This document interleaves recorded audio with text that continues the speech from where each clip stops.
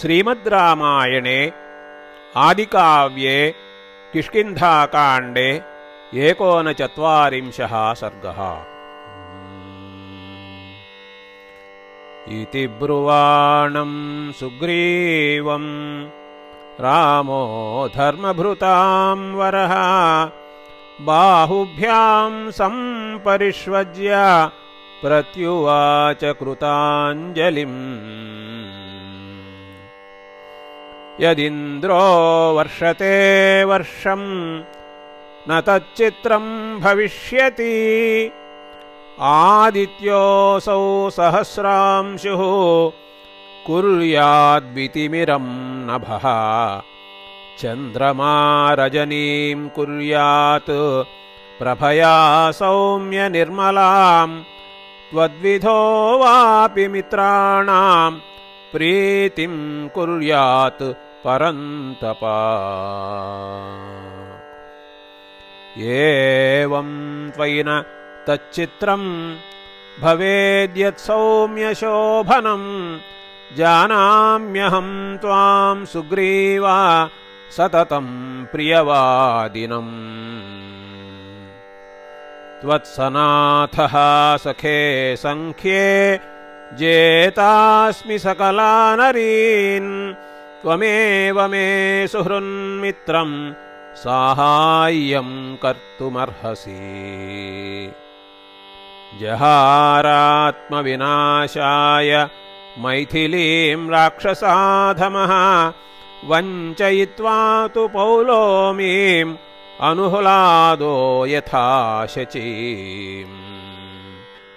न चिरात्तं वधिष्यामि रावणं निशितैः शरैः पौलोम्याः पितरं दृप्तं शतक्रतुरिवारिः।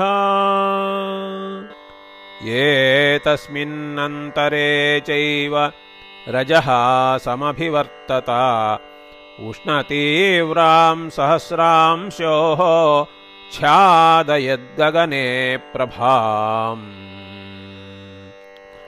दिशः पर्याकुलाश्चासन्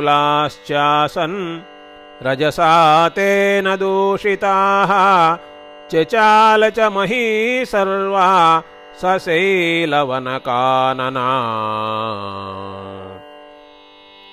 ततो नगेन्द्रसङ्काशैः तीक्ष्णदंष्ट्रैर्महाबलैः कृत्स्ना सञ्छादिता भूमिः असङ्ख्येयैः प्लवङ्गमैः। निमेषान्तरमात्रेण ततस्तैर्हरियोधपैः कोटिशतपरिवारैः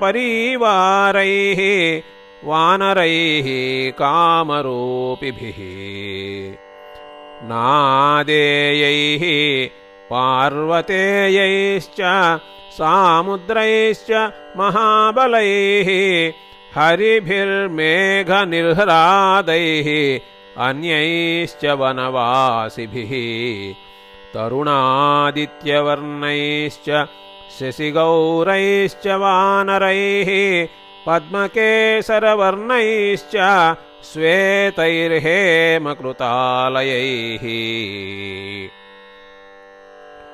कोटिसहस्रैर्दशभिः श्रीमान् परिवृतस्तदा वीरः शतबलिर्नाम वानरः प्रत्यदृश्यत। ततः काञ्चनशैलाभः ताराया वीर्यवान् पिता अनेकैर्बहुसाहस्रैः कोटिभिः प्रत्यदृश्यत। तथा परेण कोटीनां सहस्रेण समन्वितः पिता रुमायाः सम्प्राप्तः सुग्रीवश्वशुरो विभुः। पद्मकेसरसङ्काशः तरुणार्कनिभाननः बुद्धिमान् वानरश्रेष्ठः सर्ववानरसत्तमः अनेकैर्बहुसाहस्रैः वानराणां समन्वितः पिता हनुमतः श्रीमान् केसरी प्रत्यदृश्यत।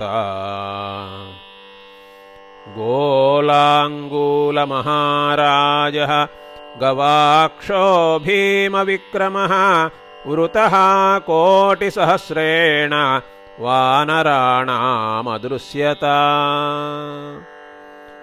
रुक्षाणां भीमवेगानां धूम्रः शत्रुनिबर्हणः वृतः कोटिसहस्राभ्यां द्वाभ्यां समभिवर्तत।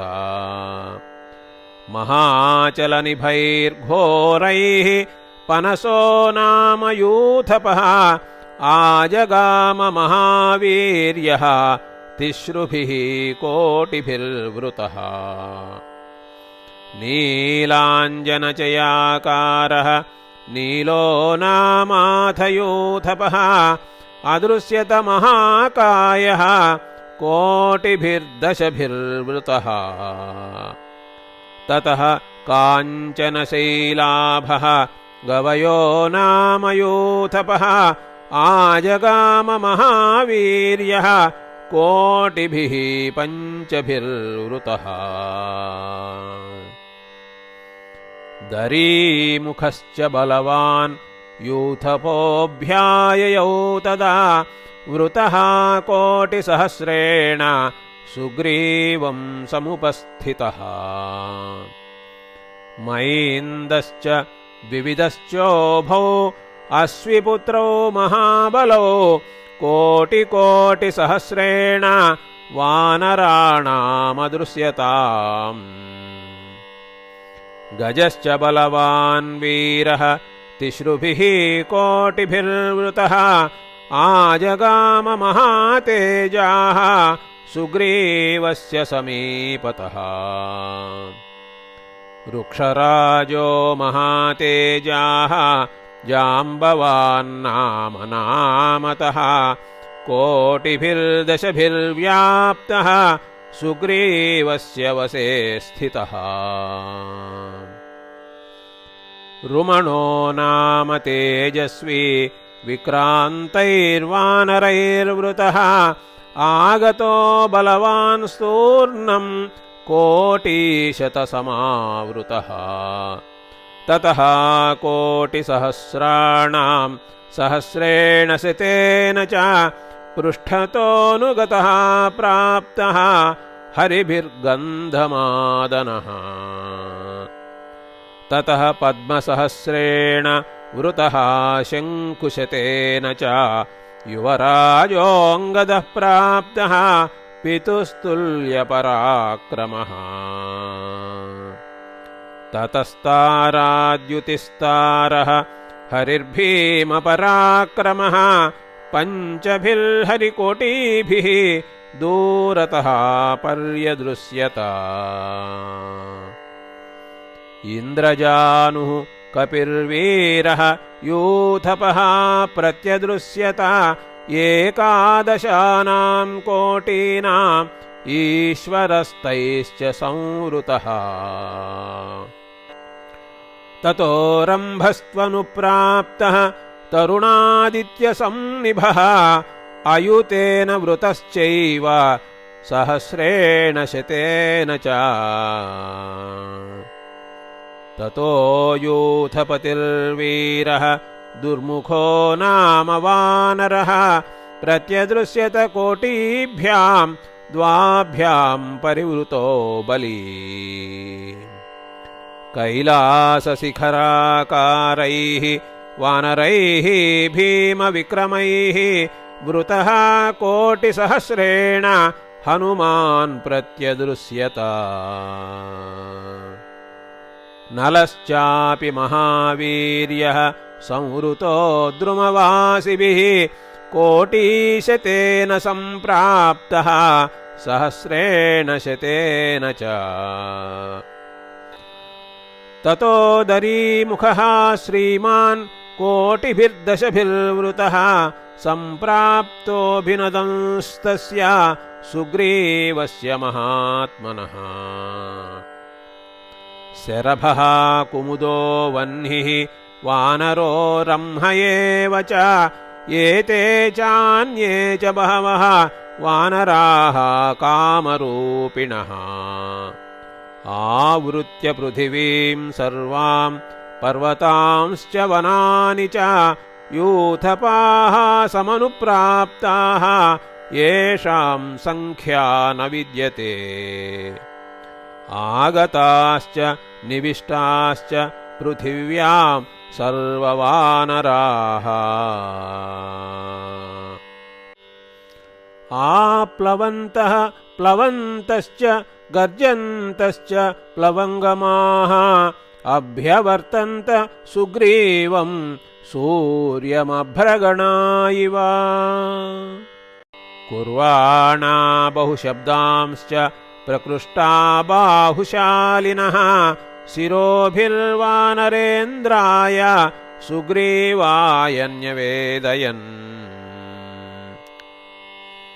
अपरे वानरश्रेष्ठाः सङ्गम्य च यथोचितं सुग्रीवेण समागम्य स्थिताः प्राञ्जलयस्तदा